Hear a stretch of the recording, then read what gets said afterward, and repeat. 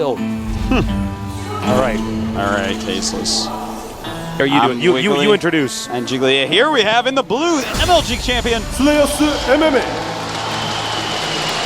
All right, I'm back. I got a runny nose today. I keep blowing my nose. That's okay. And, of course, MMA, mentored by Slayer's Boxer, champion of MLG, which just occurred. We casted that. It was a real treat. Down here in the bottom left, new nerd on the block.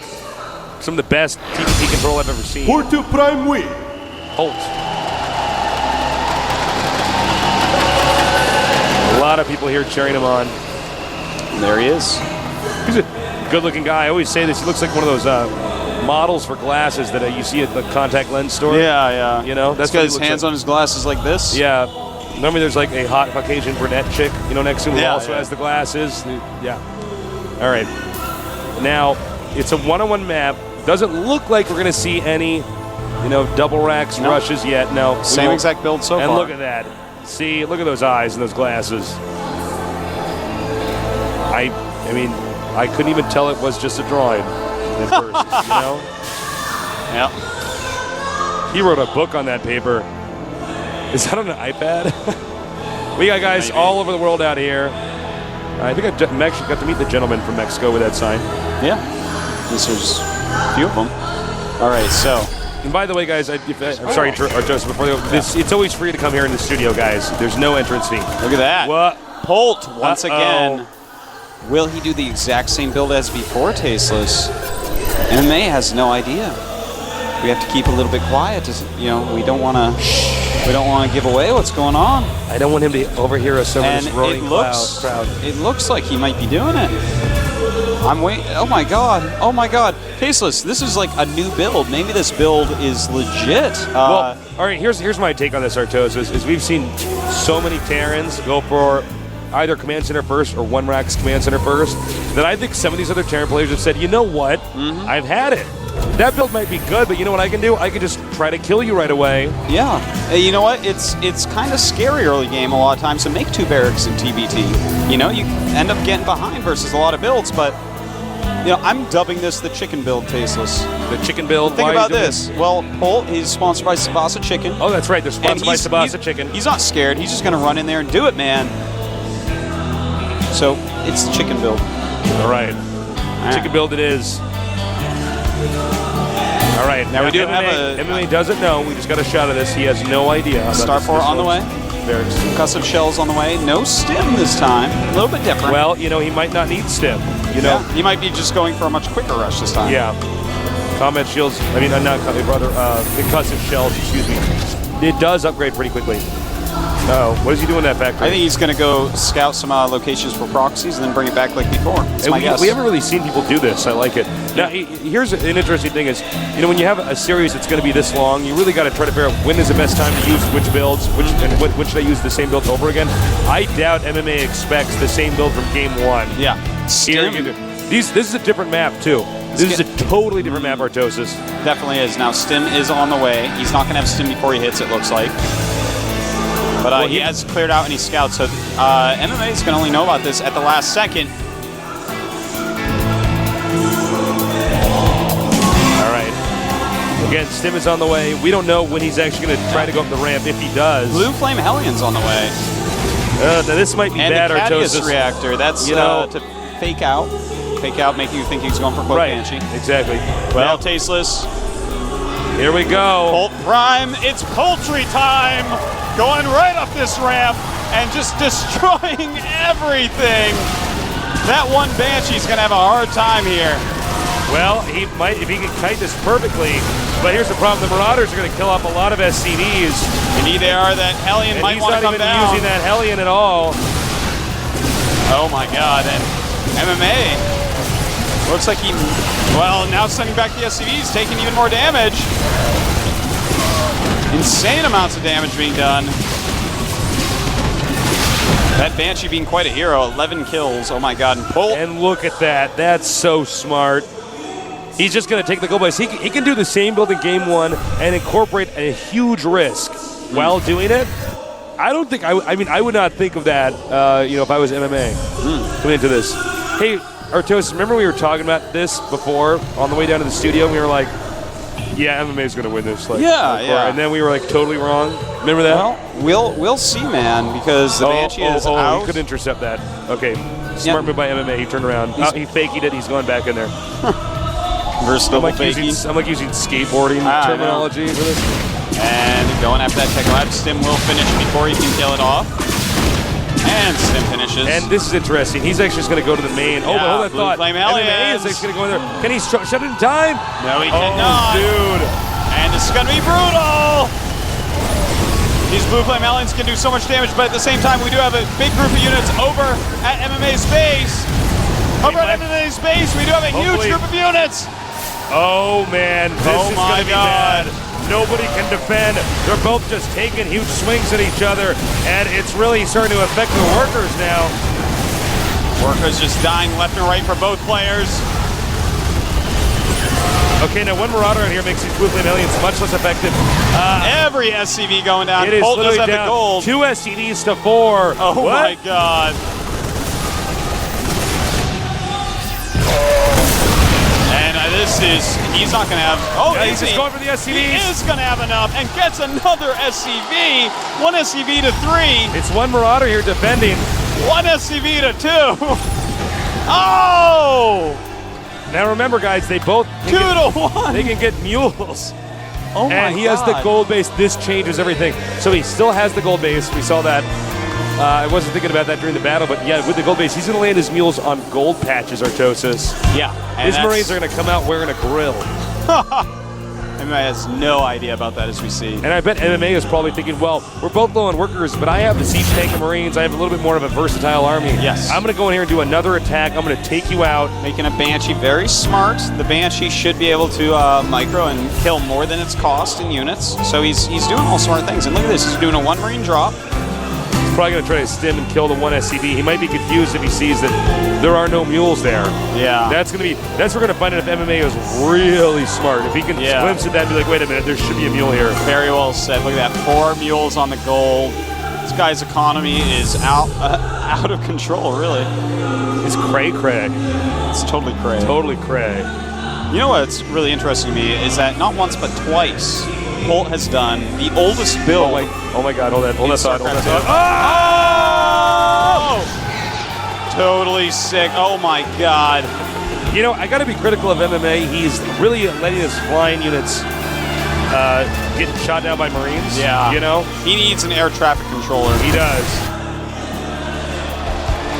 And here comes the Banshee, and that is huge! And this is a jaw-dropping moment for MMA. He's going to be unhappy about that when he actually realizes, but apparently he never looks at the minimap, so he doesn't. Yeah, he did not even turn around. He's like, wait there a we go. Is that a gold base? Uh-oh. Spaghetti-o. All right. And then Marines now, because, the Marines are going to have enough time to, basically save the day here. So the gold base cannot be picked up by just the Banshee. Banshee getting in some good kills, but again, that gold base just doing too much tasteless. And, I think MMA is doing a good job of utilizing that, making sure 2 patches can't be mined, but still, MMA is behind, basically. Well, we see he's starting to get a lot of SCVs out. Well, it's 14 against 12, so enough half of them killed, but with that gold base and the mules, way ahead. The bunker, the factory floating in. Bunker, that's just so you guys know, he's scouting that with the factory. He says, can I kill everything up here? And yes, you can. And he's going for it. But the Blue Flame Hellions are doing a lot of damage to the Marines. Had those not have been there, this game would look quite different. Oh now my God. MMA's chance. MMA zips out of his base. The factory's destroyed, but more importantly, MMA moves out of his base. He can go to the gold base. Yeah, and that's where he's going, Tasteless. He is sending those Blue Flames straight down. Oh, the Banshee's still getting kills. Bad control there by Polt, yeah. He should have stimmed and run right in, could have taken it out. All right, he's going to stim and mow down nice, only stimming 1 there. Yep, sending it ahead so splash damage doesn't own up his Marine attack. And that Banshee... he needs to get a Viking out and drive that out. He needs to do something tasteless, because that Banshee is just a hero. Well, it's making the gold base nowhere near as effective. I sat there for a minute trying to think of the big word, and nothing came. Effective does the job. Now, once again, Polt, and normally you don't think the style's going to work, but I guess, what he's doing is he's keeping MMA on one base. He's actually doing what we rarely see or encourage in StarCraft, is unit trading. Yeah. Well, with the gold base, that's something he can absolutely do. Yeah, but I mean, he's done it every game. Yeah. He just actually throws everything at his opponent, and he's like, all right, you're still on one base. I'm going to take a third base, throw everything at you again. Here we go again. There we go. He needs to get the Blue Flame Hellion. He does. MMA without stim here, but Polt has to back up. And that Viking dealing a lot of damage, taking out a medevac. Polt has got to change his strategy from here. It's no longer working. He's got to change it up. 23 SCVs to 21. And, well, we do have a Viking over here finally to stop that Banshee harassment. It's a good part of the Terran music, that's why I'm being quiet. Yeah, this is the best part of the Terran song right here. All right. Finally, there's a Viking out of there. Can you see Wolf off camera like I can? Yeah, man. He's wiggling around. He's like wiggling around in Every his chair. time an SCV dies, the guy almost has a heart attack. Yeah, he almost falls out of his chair. I wish he was back in the audience so we could try to play Where's Wolf Though every time we get an audience shot. Now here's it. A lot of units he's going to have to spread very well. There are Marauders in here to help with the siege tanks, but he needs to get rid of these Marines if he wants to get to the siege tanks. No, he goes right over the siege tanks. Okay. And it looks like Polt does a ton of damage with that. Very well done. And here's the funny part about this is, even though MMA is driving him out, where are the siege tanks now? The MMA doesn't have them. Yeah. Where's the additional base from MMA? He doesn't have that either. He doesn't even have stim. Yeah. He's actually walking around with unstim Marines with no combat shields. Yeah. I mean, Polt's just stronger. If I'm a Marine, I'm not fighting those stimmed combat shield Marines. Well, you and me wouldn't fight anyways, man. We would just get out of there, man. We're like nice pacifist guys, Yeah. All right, the Marauders coming out, SCVs being transferred now. This really shows how confident Polt is on the map now. He's like, all right, let's go and throw some of these SCVs over here. Well, he keeps killing the powerful units of his opponent, and that's just so important when you're doing a build like this. If Polt wins this game, I want to emphasize again, he's one win away from 100K. Okay, it's getting more and more ugly. We may even see Polt expand again. I don't know if Polt's planning on going into the main here, but he can easily make sure that there's nowhere that MMA is going to expand. All right, he scans. He says, you know what? I'm Polt. I'm just going to go in his base and kill him. Oh, that had a siege tank in it, and this is it, actually. Yeah, this is actually the GG moment. That is it. GG. 3-0. Polt Prime. 3-0 in the GSL Super Tournament Finals. All of that money will soon be mine. Oh my God. Oh my giggly goo. Look at this guy with the flag in front. He is so into it. Yeah, man, he's actually got a little dance he's doing. Well, Artosis. Oh, wow. That was a good game. I thought the series was going to be one-sided, but I thought the person we have a shot of now was going to be the one winning. I think MMA is completely dumbfounded. He's like, whoa, what's going on?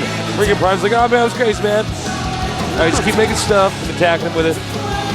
He's like, Marines are real good, right? I told you, right? I told you. King. Yeah, you told me. Oh, they're so good. That's what just went on there. I want to point something out.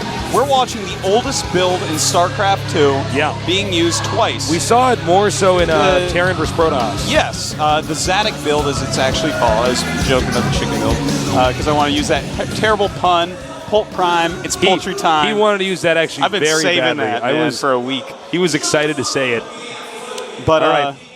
Anyways, it's the oldest build in StarCraft 2, actually. Yeah. It's make 2 barracks, one with a reactor, one with a tech lab, and go and start pressuring immediately with 2 to 3 Marauders. This was made at the beginning of, like, when the alpha first went public. Some guys from TeamLeague.net, notably Zadok, made this build. I remember this. We were talking about this back. It's coming back during Super Tournament Finals. Well, I think here's what's going on is, so many Terrans are fast expanding. Or what are they doing? They're they're going for quick Banshee. Yeah. So what can you do with that? Well, Marines are pretty if they're good not against ready Banshee. for it, I mean, you might be able to hold that attack, but if you're not really prepared for it, if you're caught off guard by that, you're going to get run over. And think about the temporary map control it gives you. No matter what he does, you have temporary map control. You can take an expansion. Absolutely. And you can see even with MMA, he's not actually prepared with his, whether it's a medevac or a Banshee, to be moving around the map. He's used to most Terrans turtling with their army, even when they have an army, staying at home, and he's just getting his flying units shot down. And note, this is the second game we've seen where MMA has lost a Banshee very quickly. Yeah. It's not good. I'm like, there's so many weird things going on, Tasteless. Yeah. Hey, I'm happy with it. Yeah. Well, I mean, it's interesting because the metagame of Terran vs. Terran is basically shifting yet again. It is, and it's time for that to occur. I want to see, is he going to keep on going with the Zadok build? I don't know. You know, when you're this far ahead, you might want to do an all-in. You know what I mean? You're like up 3 games. A good it's like, well, it might not work, but, there's always a chance that'll work. We'll find out, though. We're going to have a 10-minute break. We'll be back in just a little bit here at the GSL.